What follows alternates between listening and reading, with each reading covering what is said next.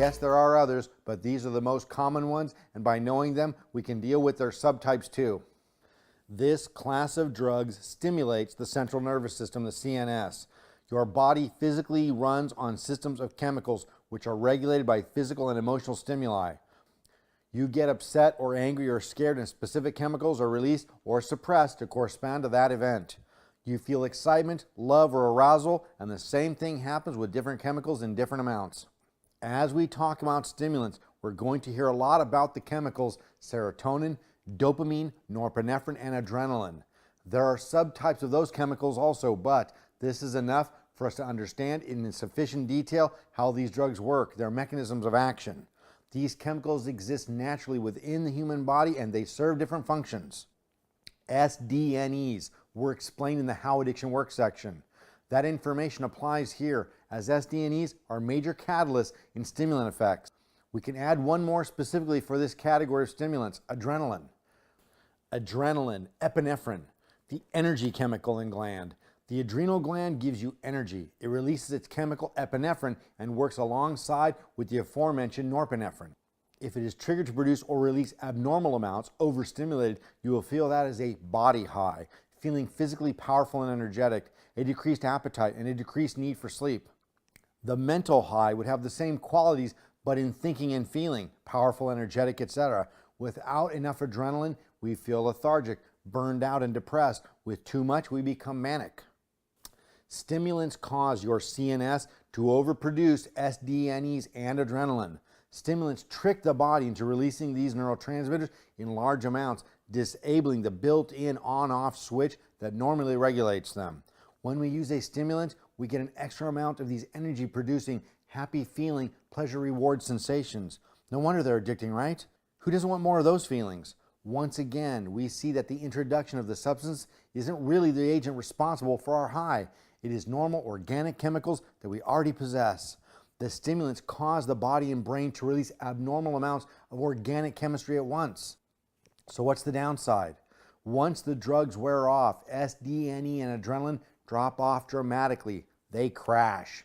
The drug had forced the release of these chemicals way beyond normal amounts, so when the drug wears off or is used for too long, these chemicals run dry and the brain and body are deprived of them. Levels go from too much to way below normal. The drug has used up so much of these chemicals that it is not possible for the body to manufacture more without time, rest, food, and sleep.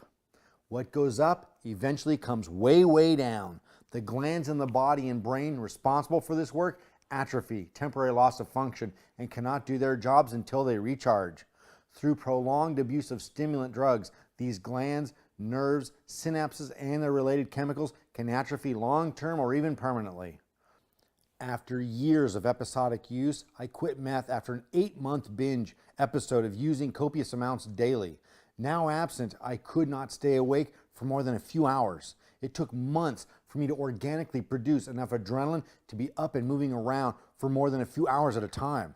Even as it got better, I continued to feel so tired. It was like being 90 years old and needing to rest between every simple activity, like going to the store or taking a simple walk. Forget about washing the car. It would have depleted me for days. That's the physical depletion from an adrenal gland atrophying. There's also emotional depletion. When dopamine and serotonin crash, we get depressed. The residual amounts of long-acting norepinephrine in the brain leave all the alertness of the drug, but none of the good feelings because you are now depleted of dopamine and serotonin. This agonizing and soul-crushing depression and anxiety lasts for hours, or at least until the adrenaline and norepinephrine wear down and dopamine and serotonin are recharged naturally. This depletion is a depression so severe that even if you won the lottery, your body would not produce the accompanying joy feeling to go with it. Remember that with this lingering depression, you're physically incapable of functioning because your body has no energy-producing chemicals left either. The depleted body cannot produce more SDNEs out of nothing, yet the brain and body totally recognizes the need for them. When your body craves dopamine, serotonin, and adrenaline chemicals, it manufactures a craving for the most familiar and potent source it knows, the drug. You taught it the thing and now it cannot forget it. It literally takes days to bounce back from a small amount of stimulant use, and it takes exponentially longer to fully recover from a single episode of a larger amount. During this time, you continue to crave these drugs. You may, especially if you're young, think you're recovered and feel normal, but levels of these chemicals and your body's ability to produce them are below normal, which causes a craving that might be subtle, but like thirst, serves as a significant catalyst to reuse these drugs. Within no time at all, an episodic user is using slightly more frequently, and as he or she continues to dramatically increase usage, the crash from these chemicals is also more frequent and intense, until the whole system is confused and unable to work organically or naturally. Different stimulants affect neurochemical levels in different proportions. Cocaine produces more dopamine, while methamphetamine produces more norepinephrine, adrenaline, and serotonin. Cocaine is shorter acting and has a mild effect on these three chemicals when compared to meth. Meth is more powerful on all levels. MDMA produces more dopamine and serotonin than coke or meth, making it a very feel-good empathogen. But once the dopamine and serotonin wear down, lingering norepinephrine makes it a rough come down. We'll go into more detail on each drug in later chapters.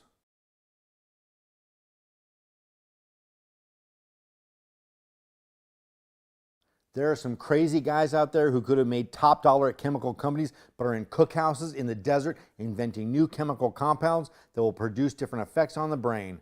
They are dedicated and fascinated by the power inherent in molecules, and they love to rearrange them in different ways. I myself have done some crazy hybrids of MDMA and super potent meth that created effects that were so far beyond either of these drugs taken singularly. Everyone wants to be a pioneer in their field, and a crazy drug lab chemist in the desert is no different. He or she takes great pride and joy in creating a molecule that will do something new and different when crossing the blood-brain barrier. It makes no difference what the end long-term result is. That's not his or her problem. The chemist is a dope fiend too, so he or she has no plan on coming down.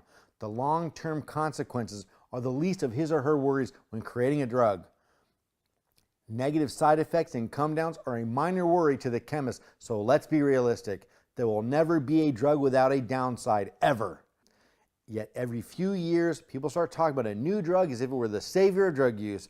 The one, the only drug that will get you high, make you feel supreme, is non-addicting, and when it wears off, you feel totally normal without so much as a hangover. BS.